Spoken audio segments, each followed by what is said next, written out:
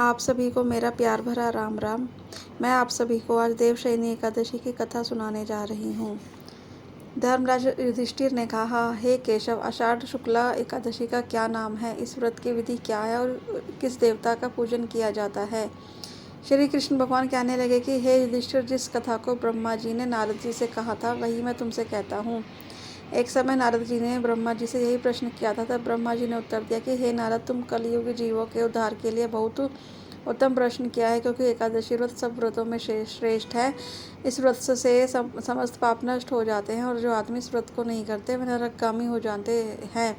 इस व्रत के करने से भगवान विष्णु प्रसन्न होते हैं। इस एकादशी का नाम पद्मा है। अब मैं आपको एक पौराणिक कथा कहता हूँ, चित्त लगाकर सुनो। मानधाता नामक एक सूर्यवंशी राजऋषि राज्य करता था। वह अत्यंत सत्यवादी, महान प्रतापी और चक्रवर्ती था। अपनी प्रजा का पुत्र की तरह पालन करता था। उसकी प्रजा धन धान्य से भरपूर और सुखी थी। एक समय उस राजा के राज्य में 3 वर्ष तक वर्षा न होने के कारण अकाल पड़ गया। प्रजा अन्न की कमी के कारण अत्यंत दुखी हो गई। अन्न न होने से राज्य में यज्ञादि भी बंद हो गए। एक दिन प्रजा राजा के पास जाकर कहने लगी कि हे राजन, समस्त विश्व की सृष्टि का कारण वर्षा है। वर्षा के अभाव से अकाल पड़ गया है और अकाल से प्रजा मर रही है, इसलिए कोई ऐसा उपाय बताओ जिससे प्रजा का कष्ट दूर हो। राजा मानधाता कहने लगे कि आप लोग ठीक कह रहे हैं, वर्षा से यह उत्पन्न होता है और आप लोग वर्षा न होने से अत्यंत दुखी हैं। मैं आप लोगों के दुखों का कारण समझ सकता हूँ। ऐसा कहकर राजा कुछ सेना साथ लेकर वन की तरफ चल दिया। वह अनेक ऋषियों के आश्रम में भ्रमण करता हुआ अंत में ब्रह्मा के पुत्र अंगिरा ऋषि के आश्रम में पहुंचा। वहां राजा ने घोड़े से उतरकर अंगिरा ऋषि को प्रणाम किया। मुनि ने राजा को आशीर्वाद देकर कुशल क्षेम के पश्चात उससे आश्रम में आने का कारण पूछा। राजा ने हाथ जोड़कर विनीत भाव से कहा कि हे भगवान, सब प्रकार से धर्म पालन करने पर भी मेरे राज्य में अकाल पड़ गया है। इससे प्रजा अत्यंत दुखी है। राजा के प्रभाव से ही प्रजा को कष्ट मिलता है। ऐसा शास्त्रों में कहा गया है। जब मैं धर्मानुसार राज्य करता हूँ तो मेरे राज्य में अकाल कैसे पड़ गया। मैं आपसे इसी संदेह को निवृत्त करने के लिए आया हूँ। कृपा करके मेरे संदेह का निवारण कीजिए, साथ ही प्रजा के कष्ट को दूर करने का कोई उपाय भी बतलाइए।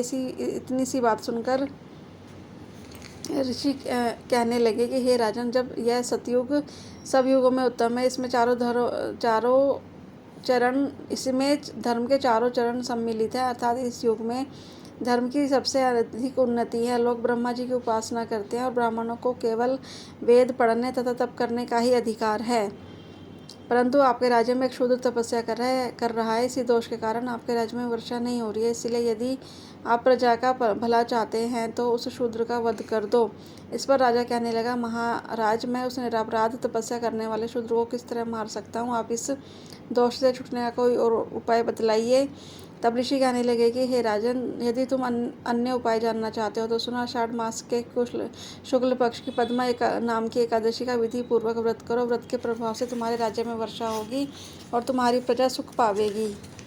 इस एकादशी का व्रत सब सिद्धियों को देने वाला है तथा उपद्रवों को शांत करने वाला है। अतएव प्रजा सेवक तथा मंत्रियों सहित तुम इस व्रत को करो। मुनि के वचन सुनकर राजा ने अपने नगर वापस आकर विधि पूर्वक पद्मा एकादशी का व्रत किया। उस व्रत के प्रभाव से वर्षा हुई और प्रजा को सुख पहुंचाता है। इस मास की एकादशी का व्रत सब मनुष्य को करना चाहिए। यह व्रत इस लोक में भोग और परलोक में मुक्ति देने वाला है।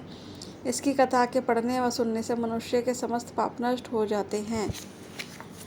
कथा यहीं संपन्न होती है। आप सभी को मेरा राम राम।